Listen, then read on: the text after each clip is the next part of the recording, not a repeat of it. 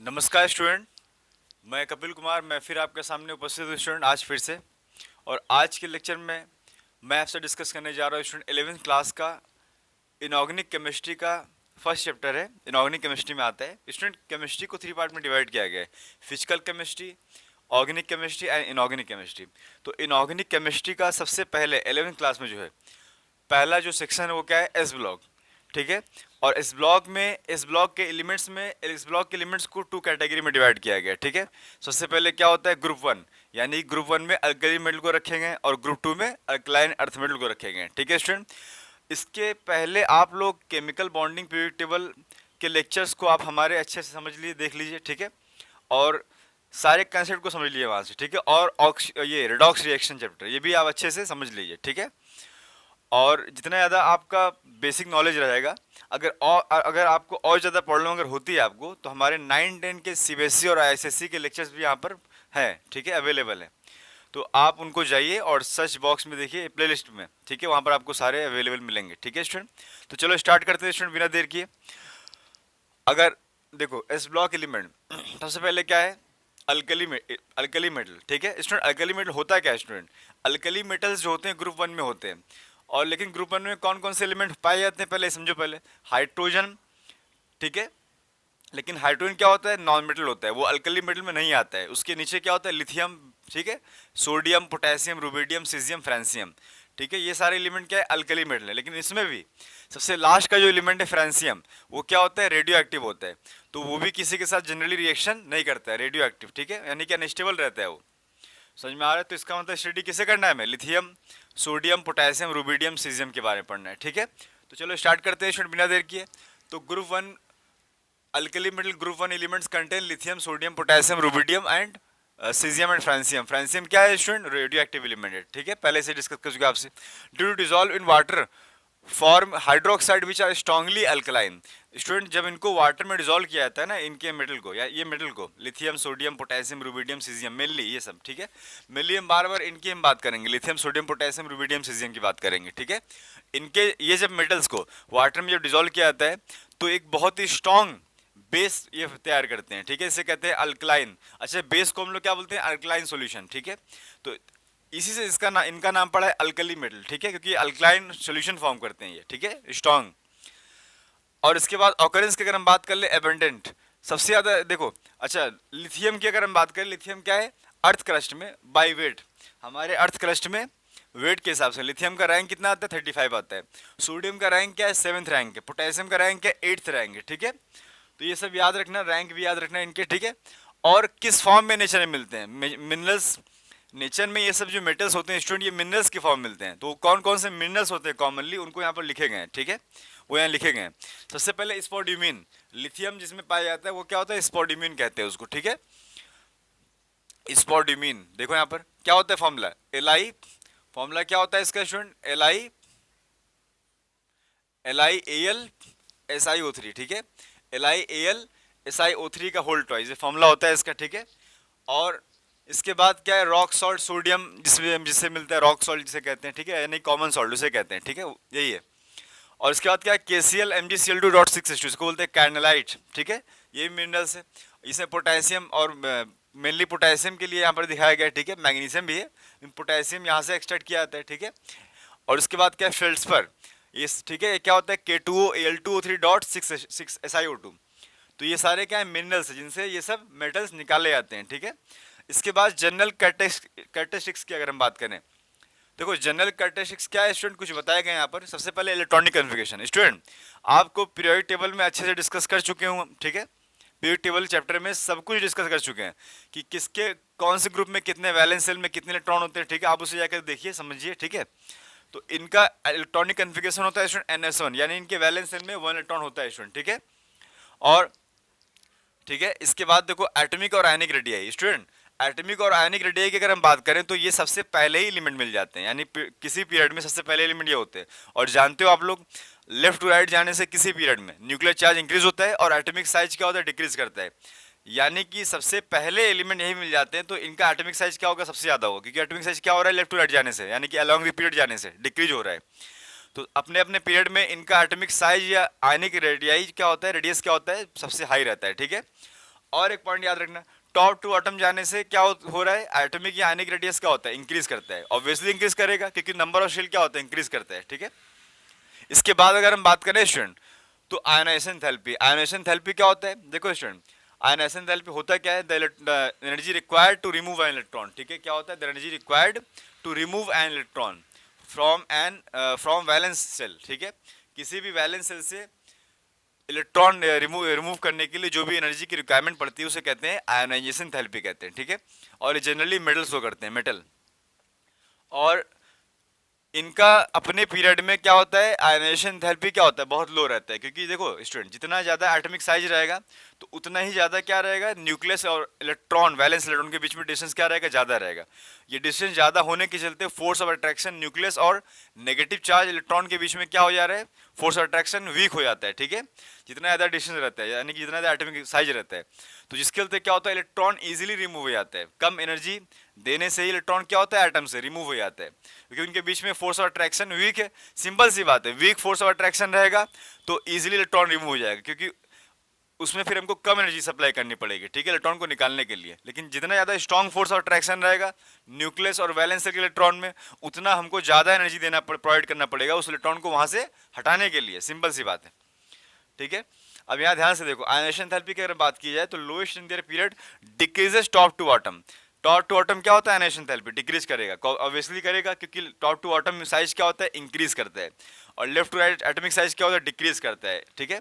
तो पहले एलिमेंट यही है, अल्कली मेटल है, तो इनका क्या होता है, एटॉमिक साइज ज़्यादा होता है अपने अपने पीरियड में, तो इसीलिए आयनाइजेशन थेरेपी क्या होगा, इनका बहुत कम होगा। लेकिन टॉप टू एटम इन्हीं के अगर ग्रुप में जाया जाए, यानी कि lithium, sodium, potassium, rubidium, caesium, तो सबसे कम किसका होगा, सीजियम का होगा, क्योंकि सीजियम का एटॉमिक साइज क्या है, सबसे ज़्यादा है, तो इससे इलेक्ट्रॉन निकालना बहुत ही आसान है।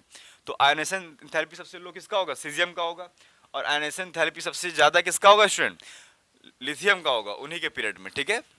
आ रहा है समझ में, यानी कि अगर हम ऑर्डर लिखें तो ये ऑर्डर होगा, lithium is greater then, sodium is greater then, potassium is greater then, ठीक है, rubidium is greater then caesium, ठीक है स्टूडेंट।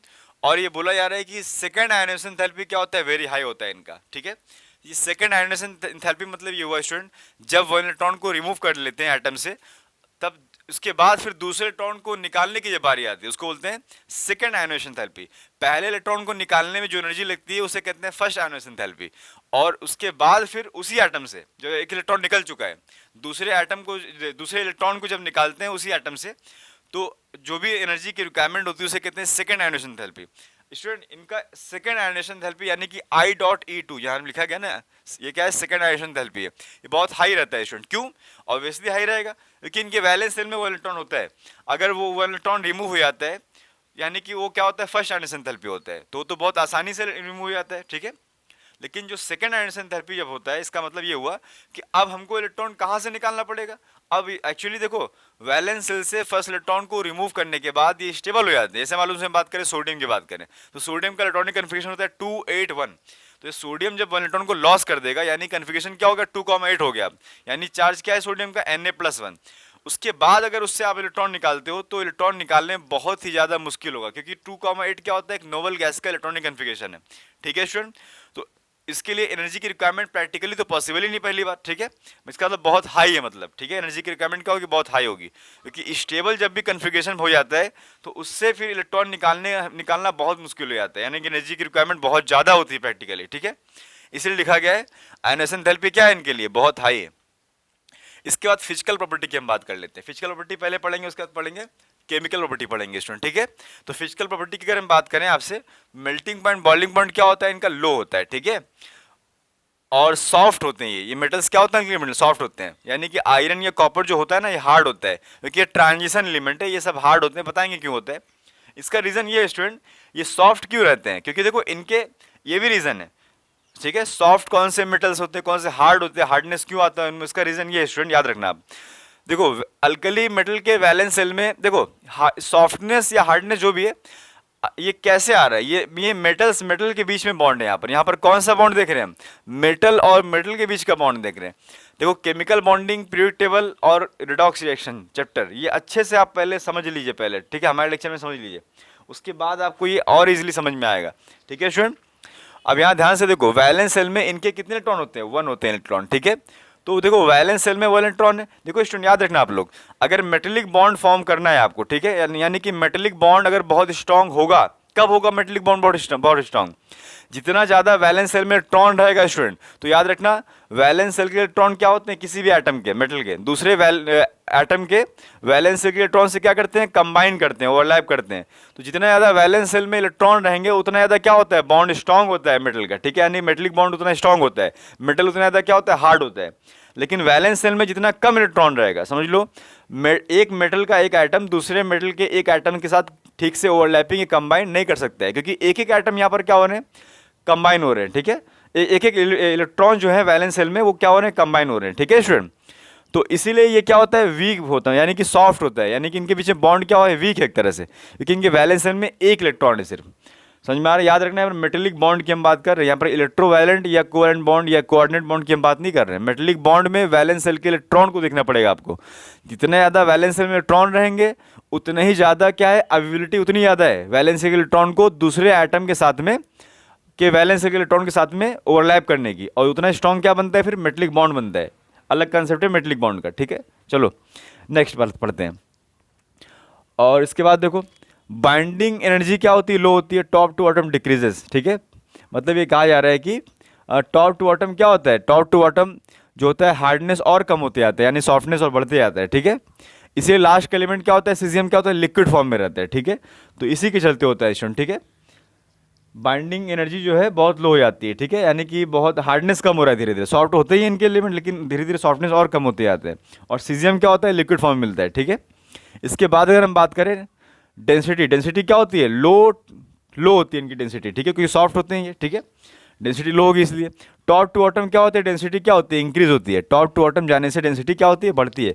स्टूडेंट डेंसिटी होता क्या है, डेंसिटी जानते हो आप लोग क्या होता है, डेंसिटी इक्वल टू होता है मास या वॉल्यूम होता है, ठीक है।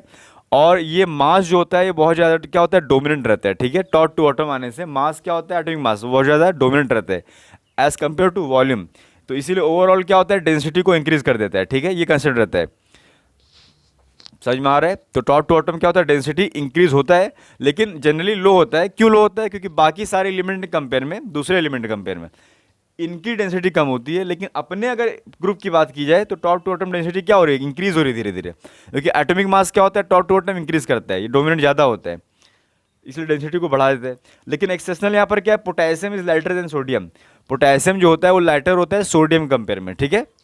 इसके बाद अगर हम बात करें electropositive and metallic character, electropositive और मेटेलिक कैरेक्टर की अगर हम बात करें, इलेक्ट्रोपॉजिटिव या मेटेलिक कैरेक्टर ये होता है स्टूडेंट, जितना इजीली इलेक्ट्रॉन रिमूव हो जाना उसको बोलते हैं इलेक्ट्रोपॉजिटिव कैरेक्टर या मेटेलिक कैरेक्टर कहते हैं, दोनों सेम टर्म है, ठीक है।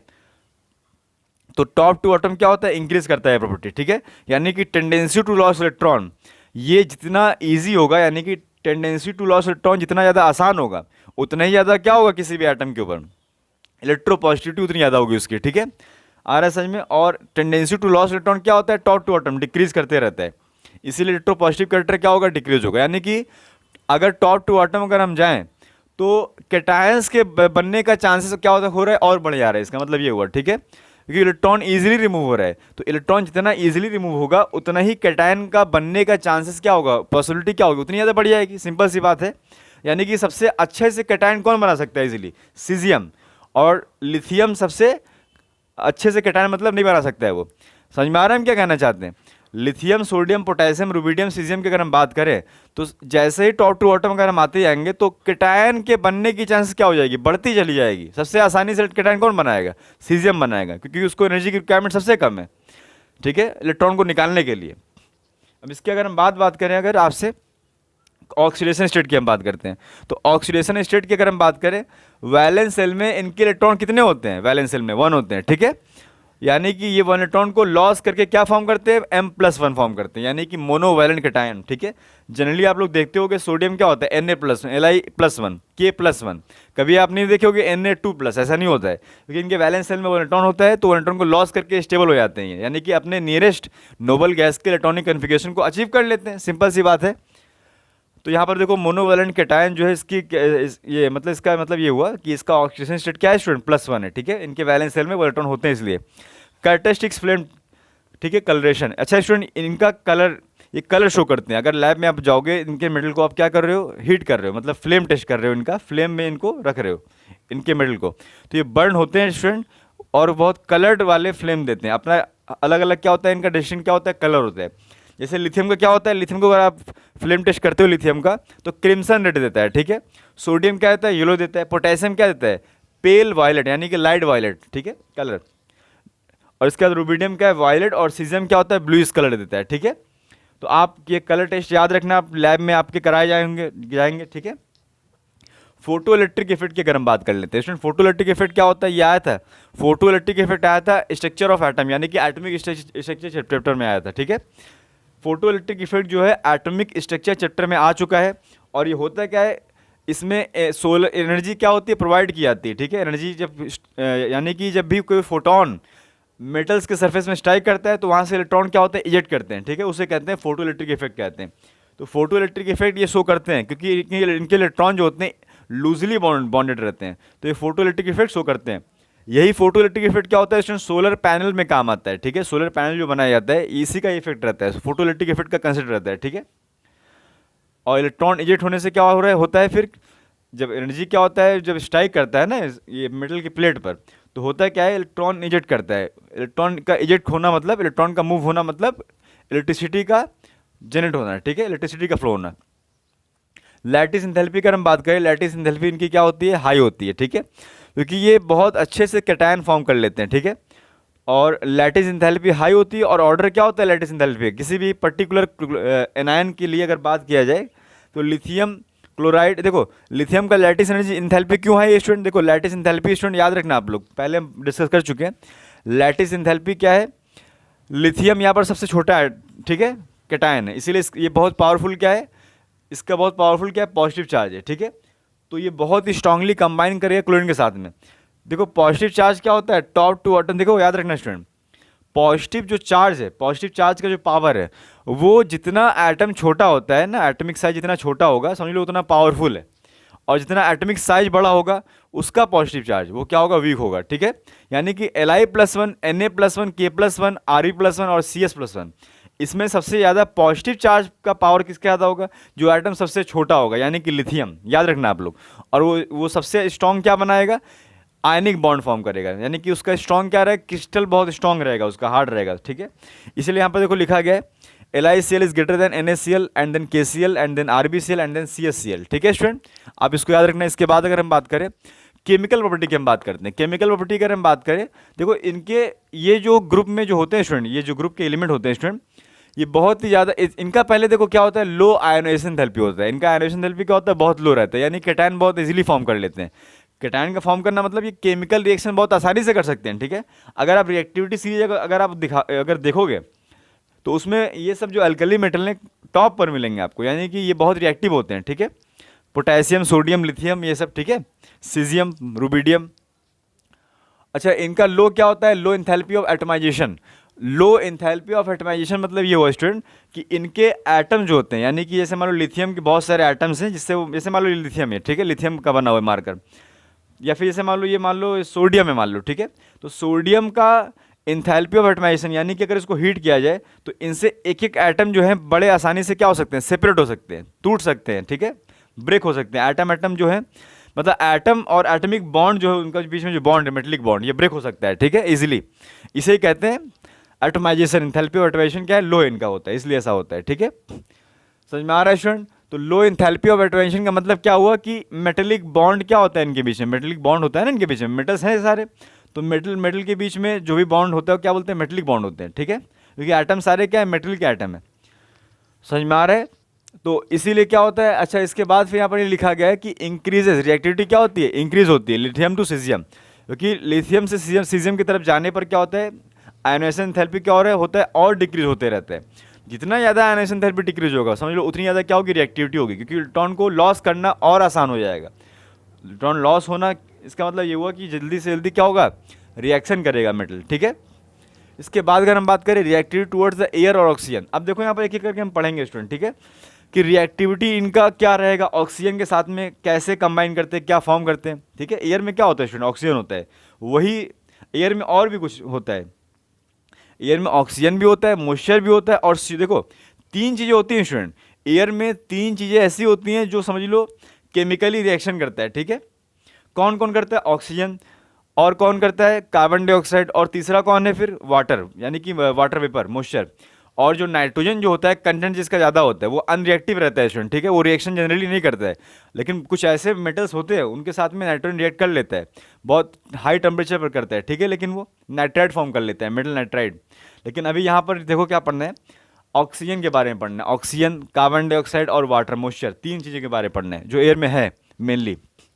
तो देखो, get tarnished on exposure to air and moisture due to formation of oxide, hydroxide and carbonate on their surface. जैसे मान लो स्टूडेंट, अगर मान लो सोडियम का एक मेटल है, ठीक है, अगर आप इसको यहाँ पर रख देते हो, ये धीरे धीरे क्या हो जाएगा, इसका सरफेस जो है ना क्या हो जाएगा, कोरोड कर जाएगा। यानी कि ये सरफेस जो है इसका, सरफेस में जो इसके मेटल्स हैं, एटम्स हैं ना इसके, वो तुरंत क्या करेंगे, एयर में जो प्रेजेंट है ऑक्सीजन, मॉइस्चर मतलब वाटर या कार्बन डाइऑक्साइड, इनके साथ क्या करेंगे, ये इनके सरफेस के जो एटम्स है वो क्या होंगे, धीरे धीरे रिएक्शन करना स्टार्ट कर देंगे। और करस्पॉन्डिंग क्या क्या बना सकते हैं, अगर मेटल ऑक्सीजन के साथ कंबाइन किया तो क्या फॉर्म करेगा, मेटल ऑक्साइड। यहाँ पर देखो दिखाया जा रहा है, मेटल ऑक्सीजन के साथ कंबाइन करेगा। अच्छा, एम मतलब मेटल, और कौन से मेटल, अल्कली मेटल की बात की जा रही है, ठीक है, समझ में आ रहा है।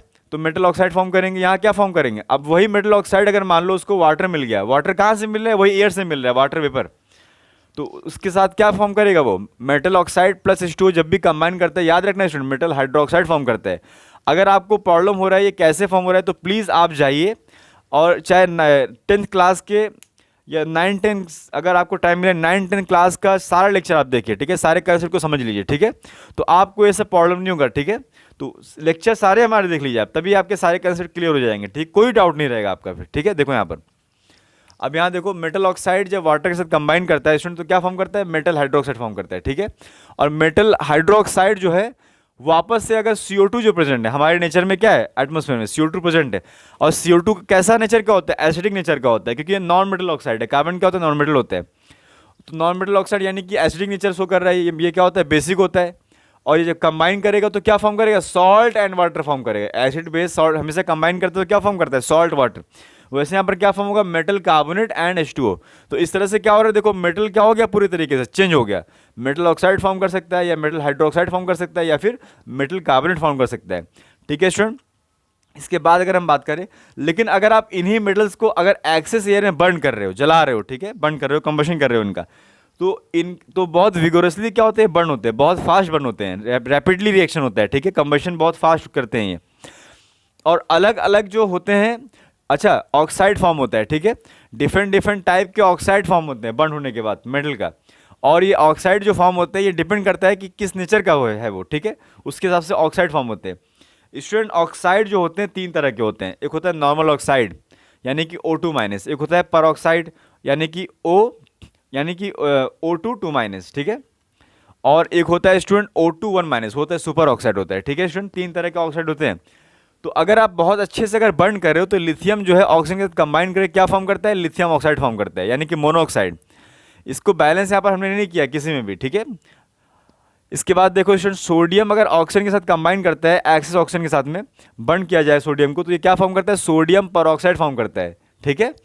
और अगर पोटेशियम, रुबिडियम और सीजियम को अगर बर्न किया जाए ऑक्सीजन के प्रेजेंस में, तो ये फॉर्म करता है potassium super oxide, rubidium super oxide and caesium super oxide student, ठीक है। आ रहा है समझ में आप लोगों को। इसके बाद ध्यान से देखो स्टूडेंट, हम बार बार रिपीट कर रहे हैं एक बात को स्टूडेंट, आप लोग पीरियोडिक टेबल, केमिकल बॉन्डिंग और रेडॉक्स रिएक्शन इन्हें आप देख लीजिए, क्योंकि ऑक्सीडेशन नंबर और पीरियोडिक टेबल, ठीक है, और बॉन्डिंग, इनका कंसेप्ट बार बार आएगा, ठीक है, इनऑर्गेनिक में, तो आप उनको पहले जा करके देख लीजिए, ठीक है। इसके बाद यहाँ पर देखो स्टूडेंट, यहाँ पर देखो हमने ये दिखाया, परऑक्साइड का देखो क्या होता है, स्ट्रक्चर ये होता है, ठीक है, दो ऑक्सीजन कंबाइन रहते हैं और ओवरऑल चार्ज क्या रहता है, 2-। ये क्या होता है स्टूडेंट, सुपर ऑक्साइड। यहाँ पर एक बॉन्ड सिंगल रहता है और एक बॉन्ड जो होता है स्टूडेंट उसमें 3 इलेक्ट्रॉन लग रहे हैं, यानी कि और इलेक्ट्रॉन यहाँ पर लग रहे हैं, ठीक है, ऐसा भी होता है स्टूडेंट, ये होता है सुपर ऑक्साइड। ये कलर शो करता है सुपर ऑक्साइड, ठीक है, याद रखना, ये कलर शो करता है। जो भी जिसके पास में भी और इलेक्ट्रॉन रहते हैं, यानी कि इलेक्ट्रॉन पेयर में नहीं रहते, वो सब ज़्यादातर कंपाउंड क्या शो करते हैं, कलर कंपाउंड शो करते हैं, कलर में आ जाता है। और ये क्या है, नॉर्मल ऑक्साइड है, ठीक है। अब यहाँ ध्यान से देखो, तो अब रीज़न समझते हैं क्यों, ऐसा क्यों होता है। लिथियम परऑक्साइड, लिथियम मतलब नॉर्मल ऑक्साइड फॉर्म करता है, सोडियम परऑक्साइड फॉर्म करता है, और potassium, rubidium, caesium super oxide कैसे फॉर्म कर लेता है, इसका रीज़न क्या है। देखो स्टूडेंट, यहाँ पर बहुत इंपॉर्टेंट रीज़न हमने यहाँ पर लिखा है, क्या लिखा है, due to small size of cation of lithium have strong positive field. Lithium का साइज क्या होता है, बहुत छोटा होता है, एटॉमिक साइज बहुत छोटा होता है, तो इसीलिए क्या होता है, इसका बहुत स्ट्रॉन्ग क्या होता है, पॉजिटिव फील्ड रहता है। ये तुरंत क्या करता है, नेगेटिव ऑक्सीजन क्या करता है, अट्रैक्ट कर लेता है एकदम, ठीक है। और अट्रैक्ट करने के बाद में ऑक्सीजन के पास में इलेक्ट्रॉन अवेलेबल रहता ही नहीं कुछ भी, यानी कि सारा इलेक्ट्रॉन जो है, इलेक्ट्रॉन का क्लाउड जो है, इलेक्ट्रॉन की डेंसिटी जो है, लिथियम ही क्या करता है, पावरफुल होता है ना वो, तो क्योंकि पॉजिटिव के चार्ज है उसके पास और बहुत छोटा कैटायन है वो, तो बहुत ही स्ट्रॉन्ग क्या है, पॉजिटिव पावर उसके पास में। तो ऑक्सीजन के सारे इलेक्ट्रॉन डेंसिटी को, यानी सारे इलेक्ट्रॉन क्लाउड को क्या करते हैं, अपनी तरह अट्रैक्ट कर लेते हैं, ठीक है। जिसके चलते क्या होता है, लिथियम ऑक्सीजन के साथ ही क्या रहता है, कंबाइन रहता है, ठीक है। इसके चलते ये होता है कि ऑक्सीजन जो है दूसरे ऑक्सीजन के साथ में कंबाइन नहीं कर पाता है, समझ में आ रहा है, क्योंकि उसके पास कोई भी इलेक्ट्रॉन का क्लाउड या इलेक्ट्रॉन डेंसिटी या फ्री इलेक्ट्रॉन बचा ही नहीं कि दूसरे ऑक्सीजन के साथ में कंबाइन करे, समझ में आ रहा है। तो यही यहाँ पर लिखा गया है, due to small size of cation of lithium Li+1 have strong positive field attracted more negative charge oxygen atom towards self and prevent the oxygen to combine with other oxygen atom। समझ में आ रहा है। इसीलिए क्या होता है, दूसरे oxygen atom के साथ में लिथियम तो पहले ऑक्सीजन एटम के साथ में कंबाइन कर लेता है, उसके सारे इलेक्ट्रॉन डेंसिटी क्या करता है, अपने तरफ अट्रैक्ट कर लेता है अपने तरफ। जिसके चलते क्या होता है, उस ऑक्सीजन के पास में अवेलेबल कुछ रहा ही नहीं, मतलब कुछ उसके पास रहा ही नहीं इलेक्ट्रॉन या कह लो इलेक्ट्रॉन डेंसिटी, जो वो ऑक्सीजन जो है दूसरे ऑक्सीजन से कंबाइन करे, ठीक है। इसीलिए क्या होता है, लिथियम जो होता है नॉर्मल ऑक्साइड फॉर्म करता है, यानी कि Li2O, ठीक है। लेकिन बाकी अगर दूसरे एलिमेंट की अगर हम बात करें, दूसरे आयंस की बात करें, सोडियम, तो सोडियम जो है Na+1, ये क्या होता है स्टूडेंट, ये कंपेरेटिवली लिथियम में क्या होता है, वीक होता है, इसका पॉजिटिव फील्ड क्या होता है, वीक होता है। तो सोडियम कंबाइन तो करता है लेकिन लेस फोर्स से कंबाइन करता है, ठीक है, लेस अट्रैक्टिव फोर्स से ऑक्सीजन के साथ में कंबाइन करता है। इसका मतलब ये हुआ कि कुछ उस ऑक्सीजन के पास में इलेक्ट्रॉन डेंसिटी या फ्री इलेक्ट्रॉन्स क्या होते हैं, अवेलेबल रहते हैं, जिसके चलते क्या करता है वो ऑक्सीजन दूसरे ऑक्सीजन को भी क्या करता है, कंबाइन कर लेता है, ठीक है स्टूडेंट। तो ऐसा सोडियम में होता है, इसीलिए सोडियम क्या फॉर्म कर लेता है स्टूडेंट, सोडियम परऑक्साइड इसीलिए फॉर्म कर लेता है, ठीक है स्टूडेंट, आ रहा है समझ में। इसके बाद फिर क्या है, लास्ट केस है, इसमें क्या है, पोटेशियम और रुबिडियम और सीजियम आता है। अब इनका पॉजिटिव पावर क्या और भी ज़्यादा वीक है, ठीक है। तो ये तो एक ऑक्सीजन को कंबाइन कर रहे हैं, लेकिन अब वो ऑक्सीजन जो है बहुत ही ज़्यादा क्या है, समझ लो, उसके पास में फ्री क्या इलेक्ट्रॉन्स है, मतलब क्योंकि पोटेशियम रुबिडियम सीजियम जो है, जो इनके पास पॉजिटिव चार्ज है, ये बहुत वीक है, ये ज़्यादा अट्रैक्ट कर ही नहीं पा रहे उसके नेगेटिव चार्ज को ऑक्सीजन के। तो ऑक्सीजन के पास में ज़्यादा अवेलेबल रहता है फिर इलेक्ट्रॉन डेंसिटी, वो क्या करता है ऑक्सीजन, बाकी दूसरे ऑक्सीजन क्या करता है, अट्रैक्ट करके रखता है, यानी कि सुपर ऑक्साइड फॉर्म कर लेता है फिर, ठीक है। तो ये रीज़न रहता है। इसके बाद अगर हम बात करें आपसे रिएक्टिविटी टूवर्ड्स वाटर के साथ में अल्कली मेटल का रिएक्टिविटी, सिंपल सी बात है स्टूडेंट, ये रिएक्शन बार बार आए, 10 क्लास में भी आ चुके हैं, 10 CBSE में भी, और वहाँ पर हम पढ़ा चुके हैं। देखो अल्कली मेटल जो होते हैं क्या होते हैं, इनकी रिएक्टिविटी क्या होती है, मेटल से ज़्यादा होती है, ठीक है, हाइड्रोजन से ज़्यादा होती है अल्कली मेटल की। तो ये हाइड्रोजन क्या करते हैं, डिस्प्लेस करते हैं, यहाँ पर डिस्प्लेसमेंट रिएक्शन हो रहा है स्टूडेंट, और क्या फॉर्म करते हैं, corresponding metal hydroxide and hydrogen form करते हैं। हाइड्रोजन लिबरेट होता है, क्योंकि हाइड्रोजन की रिएक्टिविटी कम होती है इनके मेटल से, क्योंकि ये मेटल क्या होते हैं, मोर रिएक्टिव होते हैं, ठीक है।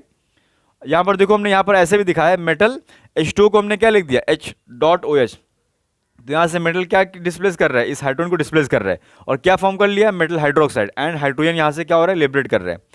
और याद रखो स्टूडेंट, मेटल हाइड्रोक्साइड क्या होता है, बेसिक नेचर का होता है। किस नेचर का होता है, बेसिक, यानी कि अच्छा यहाँ पर फिर से देखो स्टूडेंट, बेसिक नेचर का होता है, और बेसिक स्ट्रेंथ क्या होता है स्टूडेंट, टॉप टू एटम जाने से क्या होता है, इंक्रीज होता है। अच्छा बेसिक स्ट्रेंथ होता है क्या स्टूडेंट, बेसिक स्ट्रेंथ ये होता है, कोई भी बेस अगर मान लो बहुत स्ट्रॉन्ग बेस है, तो उसकी खासियत ये होगी, उसकी प्रॉपर्टी होगी, वो बहुत ही आसानी से क्या रिलीज कर दे, अपने OH को रिलीज कर दे, OH- आयन को, ठीक है। ऐसे अगर हम बात करें जैसे एसिड, तो एसिड में कॉमन क्या होता है, H+ आयन कॉमन होता है। तो जो भी एसिड H+ आयन को बहुत ईजिली रिलीज कर दें, मतलब ठीक है, तो उसको कहेंगे बहुत स्ट्रॉन्ग एसिड है वो, समझ में आ रहा है। और जिस भी एसिड को बहुत डिफिकल्ट हो रहा है H+ आयन को रिलीज करने के लिए, समझ लो वो क्या है, वो वीक एसिड है। ठीक उसी तरह से जो भी बेस अपने OH वाले ग्रुप को इजीली, यानी कि OH- को इजीली क्या करे, रिलीज कर दे, ठीक है। यानी कि मेटल और OH का बॉन्ड जितना आसानी से क्या होगा, ब्रेक होगा, उतना अच्छा क्या कहलाएगा, वो बेस कहलाएगा, समझ में आ रहा है। क्योंकि उतने आसानी से क्या होगा, OH आयन जो है, OH- आयन जो क्या होगा, वो डोनेट हो जाएगा, ठीक है, वो क्या होगा, अवेलेबल रहेगा दूसरे के लिए रिलीज होने के लिए, उतना ही स्ट्रॉन्ग क्या होगा, बेस होगा स्टूडेंट, ठीक है। अच्छा स्टूडेंट, ये मेटल और ऑक्सीजन के बीच में क्या है, बॉन्ड है, यानी कि ये बॉन्ड ब्रेक जितना आसानी से होगा उतना अच्छा क्या होगा, वो बेसिक नेचर कहलाएगा, ठीक है, बेसिक इशू उसका ज़्यादा होगा मतलब। अब यहाँ ध्यान समझो स्टूडेंट, यहाँ पर आप, अब ये मेटल ऑक्सीजन का जो बॉन्ड है ना स्टूडेंट, ये मेटल का अगर एटॉमिक साइज अगर इंक्रीज होता है धीरे धीरे, तो ये मेटल ऑक्सीजन का बॉन्ड जो है ना, ये वीक होता चला जाता है। स्टूडेंट याद रखो, बॉन्ड लेंथ के इंक्रीज होने से बॉन्ड जो है वो क्या होता है, धीरे धीरे वीक होने लगता है, याद रखना आप, ठीक है। बॉन्ड स्ट्रेंथ जो होता है वो क्या होता है, वो वीक होने लगता है, कब, बॉन्ड लेंथ के बढ़ने से, ठीक है स्टूडेंट। बॉन्ड लेंथ अगर बढ़ रहा है, अगर मान लो हम टॉप टू बॉटम अगर हम जाएं, तो lithium, sodium, potassium, rubidium, caesium, इनका एटॉमिक साइज क्या हो रहा है, इंक्रीज हो रहा है मतलब धीरे धीरे। तो इसका मतलब ये हुआ कि मेटल और ऑक्सीजन के बीच में बॉन्ड लेंथ क्या हो रहा है, इंक्रीज हो रहा है, जिसके चलते क्या होता है स्टूडेंट, इनके बीच का जो बॉन्ड है वो ब्रेक होने का टेंडेंसी क्या हो रहा है, बढ़ रहा है मतलब, ठीक है। इसका मतलब ये हुआ स्टूडेंट कि OH का निकलने का टेंडेंसी बढ़ रहा है, मतलब कह सकते हो आप इस तरह से, यानी कि बेसिक इशन क्या हो रहा है, बढ़ रहा है, ठीक है, ठीक है स्टूडेंट। यानी कि LiOH की अगर हम बात करें और हम बात करें last element caesium hydroxide, lithium hydroxide और सीजियम हाइड्रोक्साइड, दोनों में सबसे अच्छा बेस कौन है, तो क्या बोलोगे स्टूडेंट, सीजियम हाइड्रोक्साइड, क्योंकि सीजियम का एटॉमिक साइज बहुत ज़्यादा है, तो सीजियम और OH के बीच का जो बॉन्ड है वो आसानी से टूट सकता है। आसानी से अगर टूट रहा है, समझो उसका बेसिक स्ट्रेंथ क्या है, बहुत ज़्यादा है, क्योंकि OH आसानी से वो निकाल दे रहा है अपना, ठीक है। इसके बाद अगर हम बात करें reactive towards the hydrogen, hydrogen के साथ में रिएक्टिविटी की अगर हम बात करें, मेटल और हाइड्रोजन कंबाइन करता है, ठीक है। अच्छा, सारे मेटल कंबाइन नहीं करते हैं, ठीक है, अल्कली मेटल या कुछ अल्कलाइन मेटल ये हाइड्रोजन के साथ कंबाइन करते हैं और क्या फॉर्म करते हैं, मेटल हाइड्राइड फॉर्म करते हैं। मेटल हाइड्राइड जो होता है स्टूडेंट, ये आयनिक बॉन्ड होता है, इनमें क्या होता है स्टूडेंट, आयनिक बॉन्ड होता है, और मेटल पॉजिटिव यहाँ पर है और हाइड्रोजन यहाँ पर किस कंडीशन में, -1 में, इसीलिए इसको मेटल हाइड्राइड कहते हैं। स्टेबिलिटी की अगर हम बात करें, देखो student, top to bottom stability क्या होती है इनके बीच में, डिक्रीज होती है, ऑब्वियसली डिक्रीज होगी स्टूडेंट, क्योंकि टॉप टू बॉटम जाने से क्या होता है, बॉन्ड लेंथ इंक्रीज हो रहा है, क्या हो रहा है स्टूडेंट, बॉन्ड लेंथ इंक्रीज हो रहा है, समझ में आ रहा है। जैसे मान लो यहाँ पर लिखा जाए, देखो स्टेबिलिटी की अगर बात की जाए, स्टेबिलिटी की यहाँ पर देखो स्टूडेंट, स्टेबिलिटी, ठीक है, तो स्टेबिलिटी की अगर बात की जाए, कौन सा ज़्यादा स्टेबल है, जैसे देखो LiH, ठीक है, और उसके बाद क्या है NaH है ना, sodium hydride, potassium hydride, rubidium hydride and caesium hydride, ठीक है, रुबिडियम हाइड्राइड एंड क्या है, सीजियम हाइड्राइड, ठीक है स्टूडेंट। अब यहाँ ध्यान से देखो आप, बॉन्ड लेंथ क्या हो रहा है, टॉप टू बॉटम हम जा रहे हैं, तो क्या हो रहा है, इंक्रीज कर रहा है, सीजियम हाइड्राइड का बॉन्ड लेंथ सबसे ज़्यादा होगा, यानी कि स्टेबिलिटी सबसे कम किसकी होगी, सीजियम की होगी, और सबसे स्टेबल कौन सा होगा, लिथियम हाइड्राइड होगा अपने में, ठीक है। बॉन्ड लेंथ का इंक्रीज होने से स्टेबिलिटी क्या होती है, कम हो जाती है, याद रखना आप। तो इसीलिए क्या हो रहा है, स्टेबिलिटी क्या हो रहा है, डिक्रीज हो रहा है टॉप टू बॉटम जाने से, यानी कि ये क्या हो रहे हैं, कम स्टेबल हो रहे हैं। इसीलिए स्ट्रेंथ क्या हो रहा है, मेटल और हाइड्रोजन के बीच में स्ट्रेंथ क्या हो रहा है, डिक्रीज होगा, क्योंकि ये सीजियम और हाइड्रोजन के बीच का जो बॉन्ड है ये ब्रेक होना आसान है, क्योंकि इस बॉन्ड लेंथ क्या होता है, ज़्यादा होता है, सीजियम एटॉमिक साइज ज़्यादा होता है, एटॉमिक साइज के ज़्यादा होने से बॉन्ड लेंथ ज़्यादा हो जाता है, याद रखना आप लोग, ठीक है। तो इसीलिए सीजियम और हाइड्रोजन के बीच में बॉन्ड तो ब्रेक करना आसान, ठीक है। इसका मतलब ये हुआ कि स्टेबिलिटी की अगर बात की जाए, तो स्टेबिलिटी की बात की जाए तो क्या होगा, सबसे ज़्यादा स्टेबल कौन सा होगा, लिथियम हाइड्राइड होगा, और जितना आसानी से, ये भी कंसेप्ट याद रखो, देखो स्ट्रेंथ क्या हो रहा है, बॉन्ड स्ट्रेंथ वीक हो रहा है, इसीलिए ब्रेक होने का चांसेस क्या हो रहा है, बढ़ जा रहा है टॉप टू बॉटम जाने से, क्योंकि बॉन्ड लेंथ इंक्रीज हो रहा है। रिड्यूसिंग पावर क्या हो रहा है, टॉप टू बॉटम इंक्रीज कर रहा है। देखो रिड्यूसिंग पावर क्या होता है student, available of hydrogen, reducing power क्या होता है, यहाँ रिड्यूसिंग पावर यानी कि हाइड्रोजन को प्रोवाइड करना दूसरे को, अगर मान लो कोई भी कंपाउंड दूसरे को हाइड्रोजन प्रोवाइड कर रहा है तो क्या होता है वो स्टूडेंट, रिड्यूसिंग एजेंट होता है वो, ठीक है। यानी कि जो जितने आसानी से हाइड्रोजन को प्रोवाइड कर दे दूसरे को, समझ लो वो उतना स्ट्रॉन्ग क्या है, उसका रिड्यूसिंग पावर है।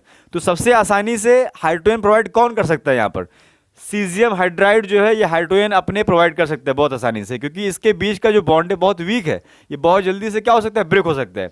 तो ये अपने हाइड्रोजन क्या कर सकता है, बोलो, दूसरे को डोनेट कर सकता है। समझ में आ रहा है स्टूडेंट, बहुत ईजी है, क्योंकि ये स्टेबल बहुत कम है, स्टेबिलिटी बहुत कम होने के चलते ये बॉन्ड क्या हो सकता है, ब्रेक हो सकता है। इसके चलते ये दूसरे को हाइड्रोजन प्रोवाइड कर सकता है, और जितना जल्दी ये दूसरे को हाइड्रोजन प्रोवाइड करेगा उतना ये क्या कहलाएगा, उतना स्ट्रॉन्ग ये रिड्यूसिंग पावर इसका कहलाएगा, ठीक है स्टूडेंट। तो कैसा लगा आपको ये लेक्चर, ठीक है, आई होप यह लेक्चर बहुत समझ में आया होगा आपको, ठीक है। और सारे लेक्चर को आप फॉलो करते रहिए। अगर आप चैनल पर नए हो तो प्लीज़ चैनल को लाइक सब्सक्राइब शेयर करिए, ज़्यादा से ज़्यादा फॉरवर्ड करिए स्टूडेंट, ठीक है। बड़े मेहनत से आपके लिए वीडियो बनाते हैं। और स्टूडेंट याद रखिए, और अगर कोई प्रॉब्लम अगर हो आपको तो प्लीज़ हमारे कमेंट बॉक्स में कमेंट करिए, हम आपके प्रॉब्लम को 100% सॉल्व करने की कोशिश करेंगे स्टूडेंट, ठीक है। तो फिर से मिलते हैं आपसे स्टूडेंट नए क्लास में नए लेक्चर के साथ में, तब तक के लिए अपना ख्याल रखिए स्टूडेंट। मैं कपिल कुमार, मैं फिर से मिलता हूँ आपसे। Thank you.